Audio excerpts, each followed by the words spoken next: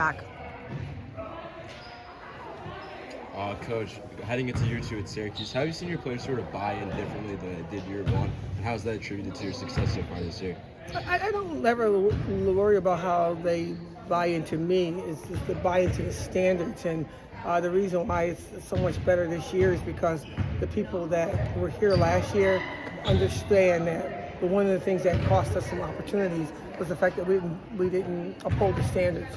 And the young ladies that we've brought in are ready to be a part of something special. And so my job is really easy. It's the people that was here last year that made it happen. Coach, you're closing in on the tail end of the regular season. Have you seen a different focus in the girls, knowing March is right around the corner? I don't coach girls. I think that girls can't play for me. But yeah, they're locked in. They're like, they believe that their story matters. They believe that their mirror makes sense to them. And it's not like, mom and dad and they say whatever they need to say. At the end of the day, when you're brushing your teeth and you're looking in that mirror, all that matters is, did you leave it out there? Did you leave it on the line? And I think that these young ladies understand the assignment. Felicia, we're late in the year and we're talking about the possibility of doing things that have never been done at Syracuse with this team. When did you recognize that they might be special, that they could do special things? I just always believe anybody I'm coaching is going to be special. Even last year, I thought that was going to be a special group because I just know that I do things for not just me, to honor somebody bigger than me, and that's my God. And if I pour into young people the way I need to on a daily basis, I just believe that the outcome is going to be significant and going to be positive. And everybody's, are under his tutelage as well. I just believe it for my team and for my program. And I just really thought that when we went and played Maryland and we really lost by numbers, I thought we won the season because the locker room was different. It wasn't rah, rah, cry, cry, cry. It was disappointment. This was like they thought they had that in their hands, and they changed, I thought, dramatically right after that game. And you thought normally maybe they'd be happy with the moral victory of coming close on the road? No, I thought they were going to be too sad. I thought they were going to be crying and woe is me and all that kind of fun stuff. And you didn't need to be that down. And they weren't that down. They were just disappointed. And that's really different. Like teams that, get so emotional about losses, you can almost go too low and not be able to respond again. They didn't get too low. They just got disappointed. And I felt like that was a moment of change. Sort of touching on that Maryland game and some of the earlier games this season, I feel like you guys are playing from behind and then coming back.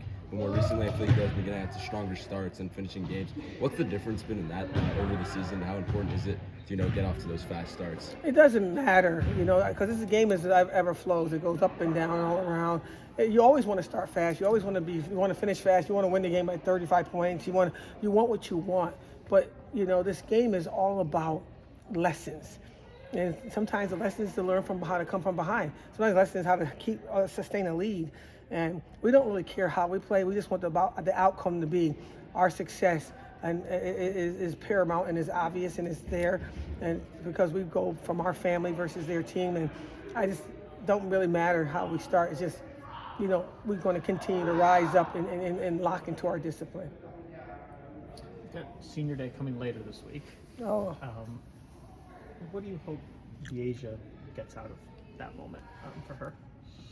What I think De'Asia should get out of a moment of senior day is the celebration of her gift of giving. She has given so much of herself from that little body, from what she does off the court, what she does on the court, what she does in that classroom, and she just gives and gives and gives. At that moment, I hope that she just can take it all in and receive it. Whatever comes out, what people clapping, cheering, gift that's going to be bestowed upon her, all of that, I just want her to just sit there and surrender into receiving that moment because she has earned that right. She's a young lady that no one really recruited her. Nobody really thought that she was good enough to leave Rochester. We did. We thought she was special enough. And then all of a sudden, these people just started saying, oh, I want her too. Sorry. I want her too. I want her too. I want her too. And she stayed with who believed in her first. And for that alone, I just want her to really step into that circle and just really take it all in because she's earned the right to have that moment. When she scored her 3,000th point. She talked about how hard it is to celebrate herself. I just thought that was such a deep thought. What did you make of that comment, and where did you feel like it sort of came from? Well, you see how difficult that was for her even to say that, because it brought her to an emotion. Whenever you say something or believe something and you share that, it changes your emotion. You're gonna be mad, you're gonna be happy, you're gonna cry. When she said that, I know how difficult it is for her to think that she deserves what she gets. And she just continues to work as she helped raise her siblings, as she helped her mother, as she helped her dad, as she helped her community, as she helped me, as she helped, Buffalo and Syracuse. And there's no room for her to really celebrate herself, but her pastor said it's time. And now she's trying to have this metamorphosis and try to take that all in. It says that she still has some work to do in believing that she too deserves. And we'll help her with that until her brain is fully developed, 25 years old. Is that just the chip that comes on your shoulder? Like, just you're constantly working and you don't feel like you deserve anything? Or? She's no chip on her shoulder ever. There's all humiliation. There's all, let me get better. I had 33, we won by 6 or 7. How could we have won by 10? What could I have done different to help us have a better situation? We lose a game. How could I have?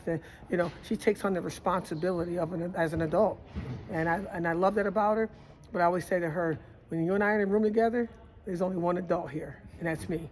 You have a right, and you earn the right to be just a kid.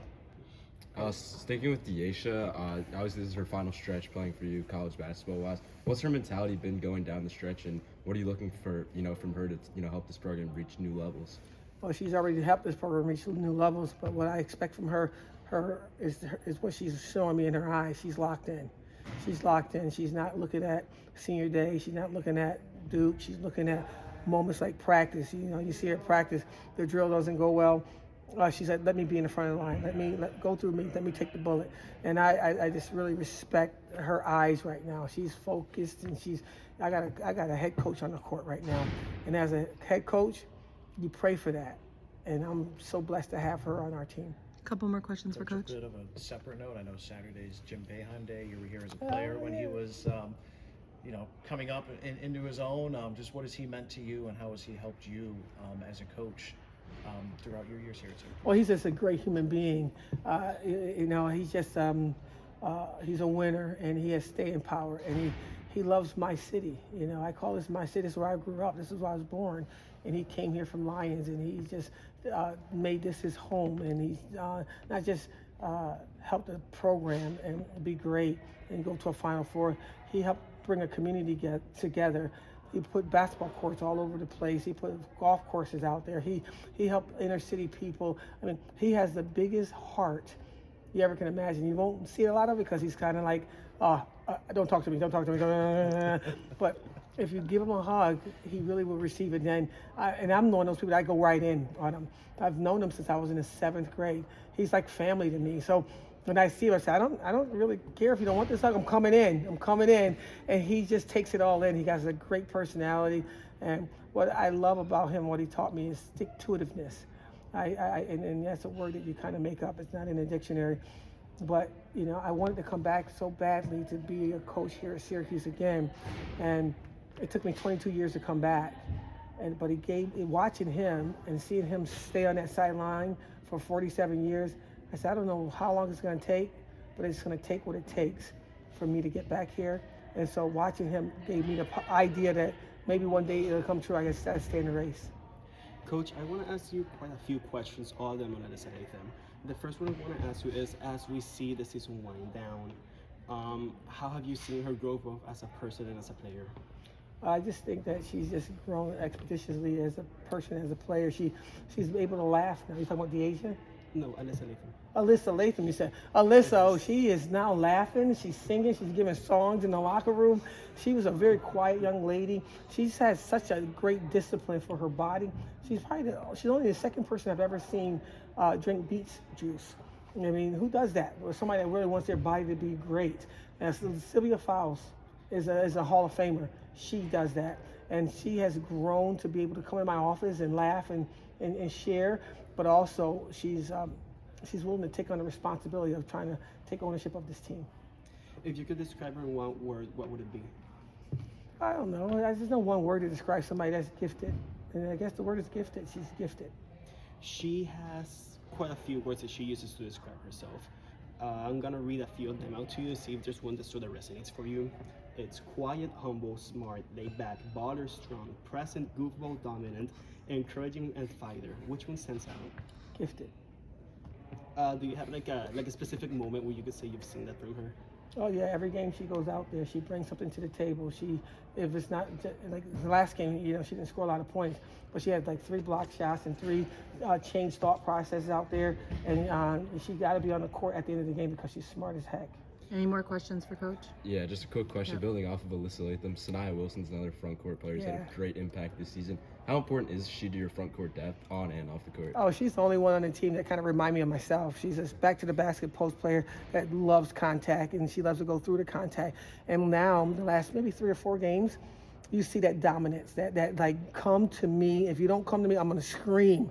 Give me the ball. The next thing she's gonna do is bring bells on her shoes, and so make certain you see her. She's able to understand her power, and she understands that in order for us to have success, you got to have somebody have a back to the basket. She chose herself, and I'm so glad that she's actually, coming into her own at the perfect time of the season.